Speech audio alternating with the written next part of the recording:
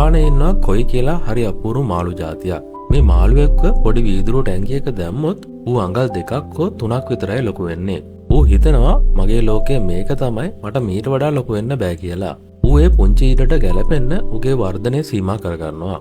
දවසක් මේ මාළුවාගේ අයිතිකාරයා තීරණය කරා මේ මාළුවව නිදහස් කරන්න. එයා මාළුවව ලොකු ගඟකට ගෙනිච්චා. මාළුවා හොඳටම බය වුණා. අනේ මාව මේ වතුර කන්දරාවට දාන්න එපා. මට පීනන්න බැරි වෙයි. ලොකු සත්තු මාව කයි. මගේ වීදුරු ටැංකිය කොච්චර ආරක්ෂිතද?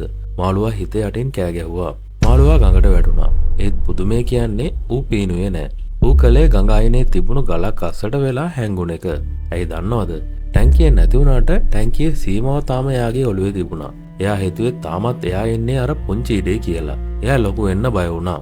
දවස් ගාණක් ගියා. බඩගින්න නිසා මාළුවා එළියට ආවා. එයා දැක්කා අනිත් මාළු මේ මහා ගඟේ කොච්චර වේගෙන් පීනනවද කියලා. එයාට හිතුණා ඇයි මට බැරි කියලා. එයා ටික ටික වරල් ගැහුවා. එයාට දැනුණා එයාගේ ඇඟට මහා හයියක් එනවා වගේ. ගඟේ වතුර පාරත් එක්ක එයා තරගෙට පීනන්න ගත්තා. අවුරුද්දක් යද්දී ආශ්චර්යයක් වුණා. අර අඟල් 2 හිටපු මාළුවා දැන් අඩි 3ක් විතර විශාල යෝධ මාළුවෙක් වෙලා. එදා එයා අර වීදුරු ටැංකියේම හිටියා නම් එයා මැන්නකම් ඉන්නේ අඟල් 2 මාළුවෙක් විදියට. එයා ලොකු වුණේ කෑම නිසා නෙවෙයි. එයාට ලොකු වෙන්න ඉඩ ලැබුණු නිසා. එයාගේ පරිසර වෙනස් වුණාම එයාගේ වටිනාකම සහ ප්‍රමාණයත් වෙනස් වුණා. ඔබත් තාම ජීවත් වෙන්නේ වීදුරු ටැංකියකද?